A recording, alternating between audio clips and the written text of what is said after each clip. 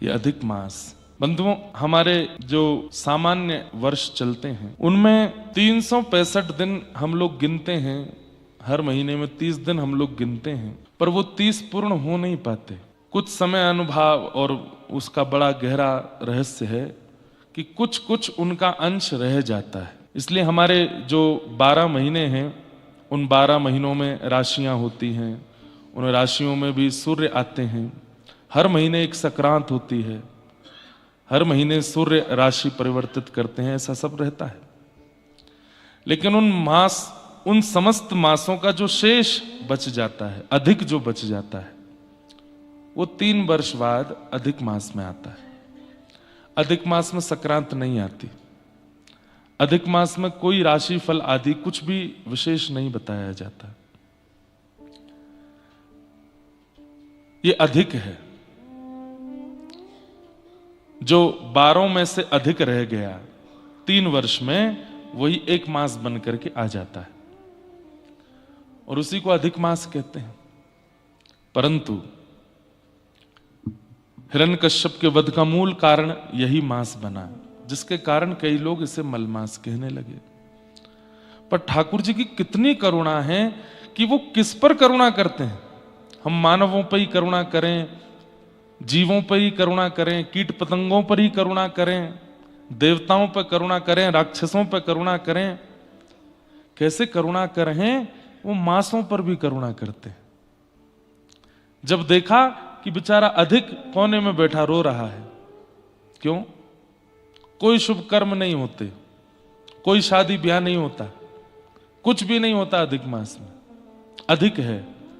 आप कोई अगर पंचांग में पंडित जी से कोई मुहूर्त नहीं, कोई मुहूर्त नहीं मिलेगा आपको। अधिक मास में कोई मुहूर्त नहीं होता।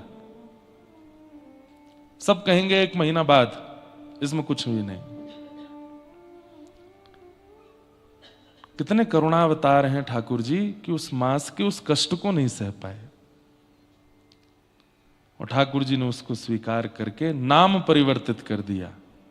अब से तुम अधिक नहीं हो, अब से तुम मल नहीं हो, अब से तुम पुरुषोत्तम हो। बाकी मासों में तो एक मुहूर्त निकलेगा, पर तुम में तो हर दिन मुहूर्त है।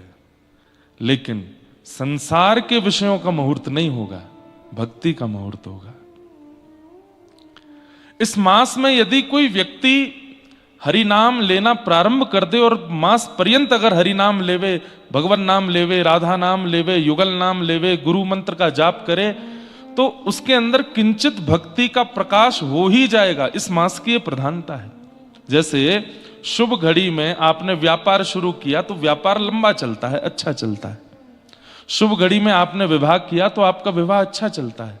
शुभ घड़ी में आपने कोई अच्छा कार्य किया तो वो कार्य अच्छा होता है। भक्ति की इससे बढ़िया शुभ घड़ी नहीं है। लेकिन ये आती 4 साल में ही है, अधिक मास।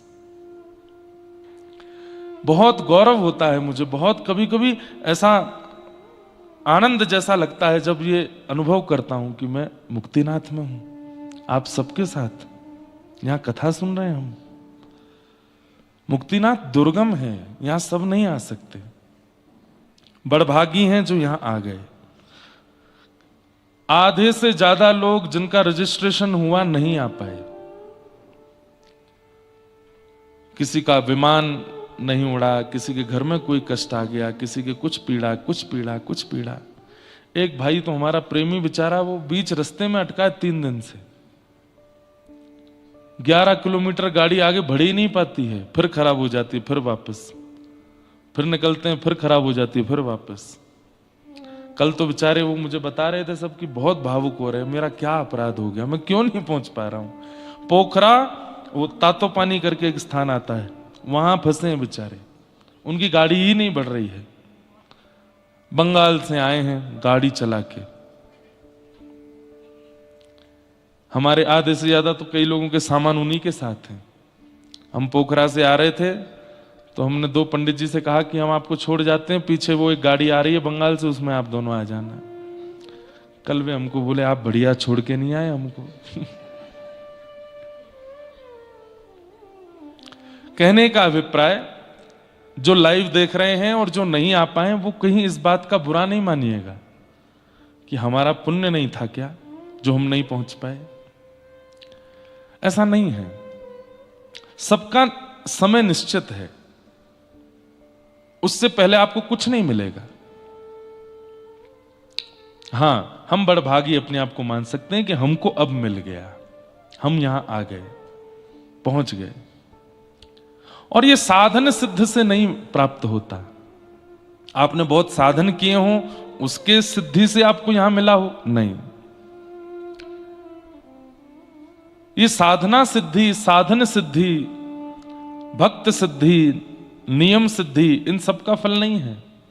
तो कृपा सिद्धि, ये उनकी कृपा है। वो चाहते हैं कि हम आए, इसलिए हम आए हैं। बाकी ना हमारी आपकी किसी की योग्यता नहीं यहां आने की। जो आ गए हैं वो बड़े भागी हैं, और जो नहीं आ पाए हैं वो अति बड़े भागी हैं। अति बड़े भागी क्यों हैं? क्योंकि हम आप सबको तो श्रम करना पड़ा यहां आने के लिए, हम आप सबको तो एक परिश्रम करना पड़ा यहां आने के लिए। पर घर बैठ के जो सुन रहे हैं उनका मुक्तिनाथ तो वहीं प्रकट हो रहा है। वहीं सुन करके, यहाँ की हमारी आपकी बातें सुन करके, हमारे तन पर सॉल देख करके वहां 43 डिग्री सेल्सियस है। और यहां परसों सबसे ज्यादा हाई टेम्परेचर था 11। ये हाईएस्ट टेम्परेचर था मुक्तिनाथ का 11। और एक और बात बताऊं, ये बहुत बड़ी योग्यता है मेरी और आप सबकी। ठाकुर जी की ऐसी कृपा है कि बादल नहीं हो रहे हैं यहां पे। अगर बादल हो जाएं तो आप कमरों से बाहर नहीं निकल पाओगे, सांस नहीं ले पाओगे, ऑक्सीजन लेवल बिल्कुल डाउन चला जाता है। पोखरा में 2 दिन से वर्षा थम नहीं रही है, 3 दिन से। आश्रय लगाए जा रहे हैं यहां पर भी कि बादल आ सकते हैं, मौसम बिगड़ सकता है, और स्नोफॉल भी हो जाता है। जब यहां बादल बहुत ज्यादा हो जाते हैं, ठंड बहुत, तो यहां कभी भी बर्फबारी भी हो जाती है। लेकिन अभी तक तो कुछ नहीं है। सूर्य नारायण रोज आ रहे हैं। सामने धवलगिरी पर्वत है, वो 10 सबसे ऊंची पहाड़ियों में से संभवतः 4थे नंबर पर आता है। एवरेस्ट के बाद फिर कंचन